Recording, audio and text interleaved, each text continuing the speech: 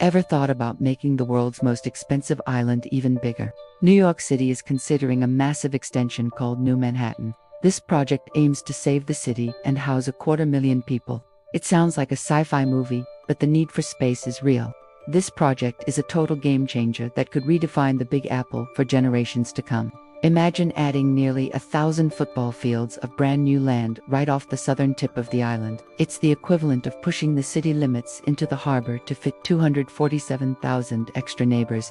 This kind of engineering is jaw-dropping and would be the biggest real estate blow in human history. Nothing this big has ever been tried before. The reason for this massive hustle isn't just for fancy condos.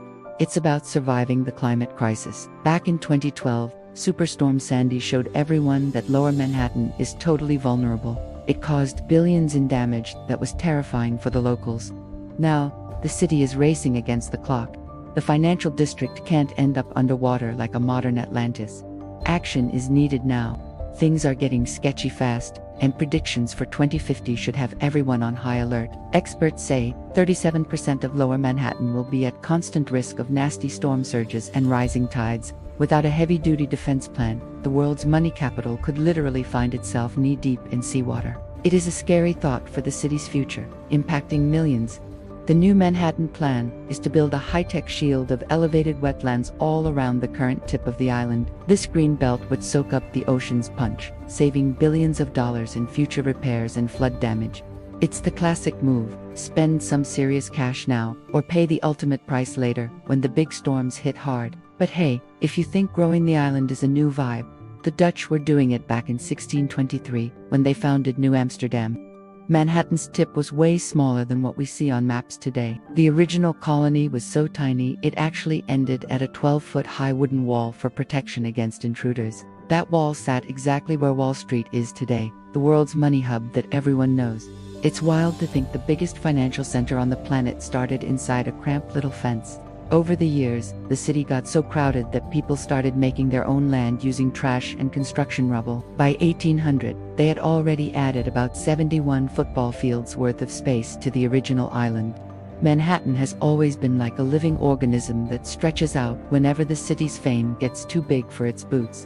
In 1911, a visionary engineer named Kennard Thompson came up with a plan that was pure audacity for the time. He wanted to fill in the East River and build massive man-made islands to add 130 square kilometers to New York. The project was so out there that it eventually faded away without ever getting the cash or the public support. A century later, in 2011, the idea made a big comeback through a professor at Columbia University who was super hyped. He proposed a neighborhood called Lolo to connect Manhattan to Governor's Island with a modern landfill full of new buildings. Once again, the plan stayed on the drawing board, showing that pulling an island out of the sea is hard. Finally, in 2022, economist Jason Bard dropped the New Manhattan proposal, which is even bigger and bolder today. The plan is to stretch the island 2.5 miles south, totally absorbing Governor's Island in the process. It would be a 12% increase in the island's total land, creating a massive new chunk of valuable real estate. This new land would be raised 15 feet high to literally laugh in the face of rising sea levels. Just imagine the sheer amount of dirt and rock needed to build 1,000 football fields in the middle of New York Harbor. It's an engineering project so colossal it would change the city's map and the history books for good. No cap. The new spot wouldn't just be concrete slabs. It would feature massive parks, modern bike lanes, and integrated walking paths.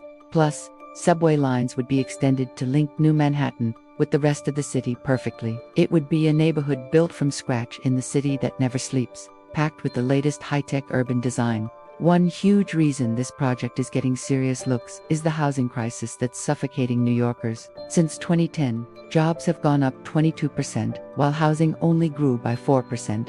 The math just doesn't work. And the human consequence is a massive line of people desperate for a roof. New Manhattan would boost the island's housing capacity by 15%, helping to soak up that massive demand. With room for 247,000 new residents, the city would finally have room to breathe without kicking out the hard-working middle class. It's a geographic fix for a social problem that's been overdue for a serious solution for years. The real estate value of this extension would be out of this world. estimated at $270 billion just for the land. Nick knows that every inch of Manhattan is worth its weight in gold, and creating new ground is basically printing money. The project would pay for itself just by selling lots to big developers and massive global investors.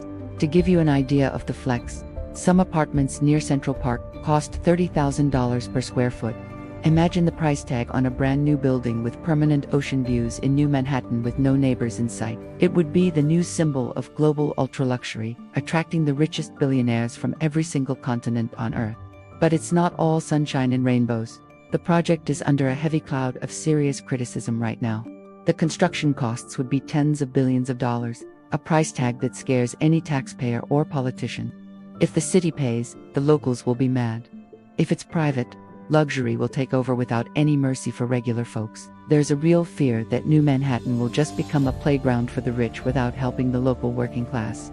If the buildings are all high-end luxury, the promise of affordable housing becomes a total trap for the average person.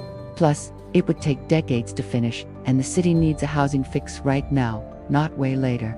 Another point of drama is that the new man-made land would totally kill off the historic shoreline that everyone knows and loves. Iconic spots would lose their direct connection to the water just to be neighbors with a massive, noisy construction site.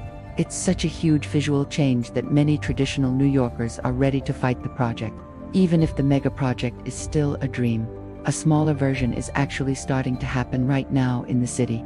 The Climate Resilience Master Plan includes smaller landfills in the financial district to protect the area from future floods. It'll cost $7 billion and take 20 years, but it's the first real step towards a much bigger map. In the future, we might actually see New Manhattan take shape and flip the world map once again. It's humans trying to tame the ocean to guarantee their survival and wealth on the world's most famous island. Would you actually live on this new piece of man-made land? Drop a comment below, subscribe, and see you in the next video.